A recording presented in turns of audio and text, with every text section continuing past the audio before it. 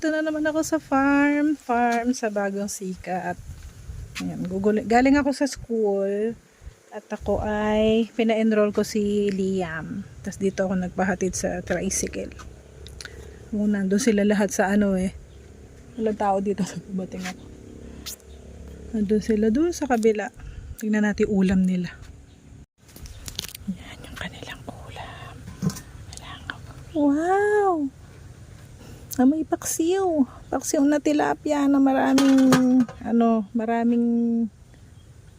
kemerut, ampalaya, tsaka talong. Ayun, punta nga tayo doon. Puntahan ko sila. Tingnan nyo, ang dami ng papahinog na papaya, Ito, laki. Ba't ganun may itim-itim? Daming hinog na papaya kapag uwi nga. Meron din papaya sa bahay. Ayun pa ang papaya.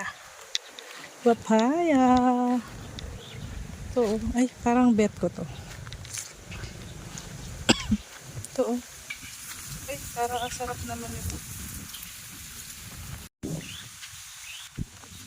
Tingnan nyo ito, mga ampalaya nila dito. Yung mga grafted. Naninilaw. Sayang naman Hindi nila naasikaso. Yun Nag-uumpisa pa lang tong ampalaya na to Ayan. Naninilaw. Ayan lang. Makapag-uwi nga ng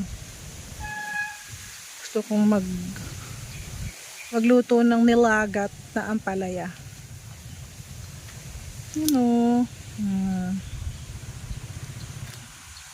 Sarap na ampalaya.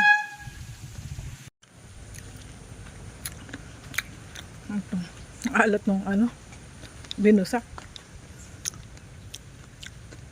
Ayan tayong binusak.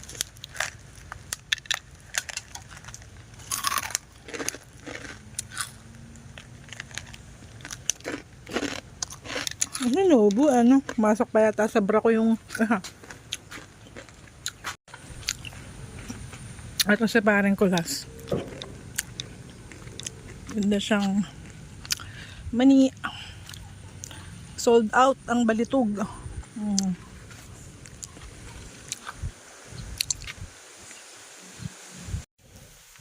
Pinag-uwi ako ng papaya ni Jimmy's Pigs.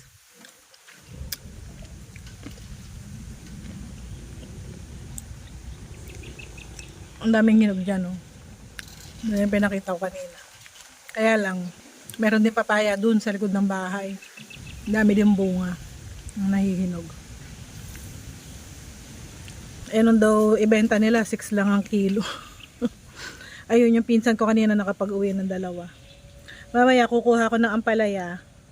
Yun ang luluto ko bukas. Luto ko ng ng lagat na ampalaya. Matagal-tagal na kami hindi nag-uulam nun. Kahapon pumasyal kami sa Farm 1. Tinitingnan ko kung ano yung pwedeng ayusin doon. Ang dumi-dumi ang sukal.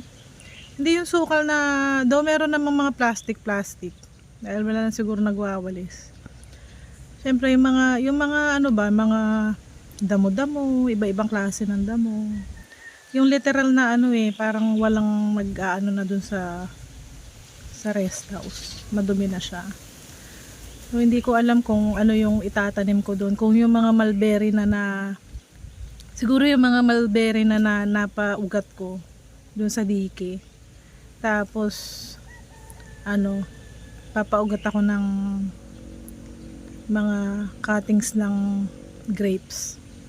Kasi pag pwede akong magpaugat nun may nabibili naman pampaugat. Mabilis lang naman magpaugat ng cuttings ng grapes. Siguro ganun. Tsaka yung ibang bougainvillea ko, dilipat ko dun. Doon sa may pinaka-entrada. Ayan. Di ko alam kung paano kung aayusin yun. Kasi unang-una, itong last year na to, na busy ako sa paghahatid sundo kay Liam. Tapos alam nyo naman, wala naman akong makakatulong na. Naghahanap ako ng pwede kong upahan na ano, na makakasama ko maglilinis doon. Wala naman akong mahanap. Kaya mahirap kumilos eh. Eh sila Jim naman, busy naman sila dito. Ay si Kuya Tirso, ano naman yun? Syempre yung pangunguhan ng pagkain ng mga kambing, pagod din yun eh. Tas may inaalagaan pa siyang upo. Upo nung sa kabilang ano yun, sa katabing farm. Kaya yun, ang hirap gumalaw pag wala kang yung makakatulong. Kahit willing kang umupa, wala kang mahanap. Kasi ang dumi na nung rest house, nakakaawa na ano. Nalungkot nga ako kahapon, umakyat ako sa taas, ang dumi. Napabayaan talaga siya na ano siya. Si tata hindi naman niya malilinis palagi yung kasi yun lang mga aso niya, pagod na siyang pakain niya, paligo niya. Tapos may aso pang naiwan sa farm one, inaalagaan din niya, pinapakain din niya. Tapos yung mga manok, mga bibi, pinapakain din niya.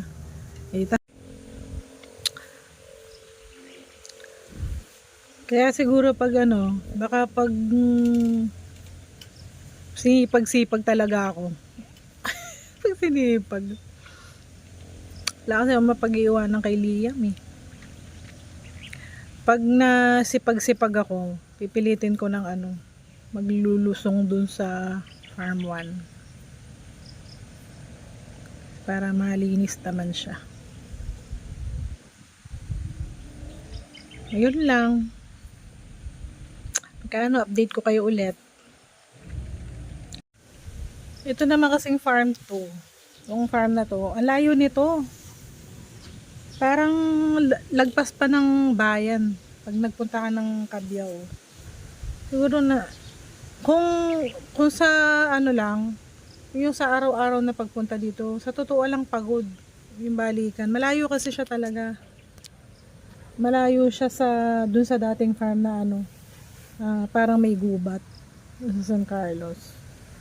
Ito lilipat ka pa kasi ng ilog. Hindi ko alam kung hanggang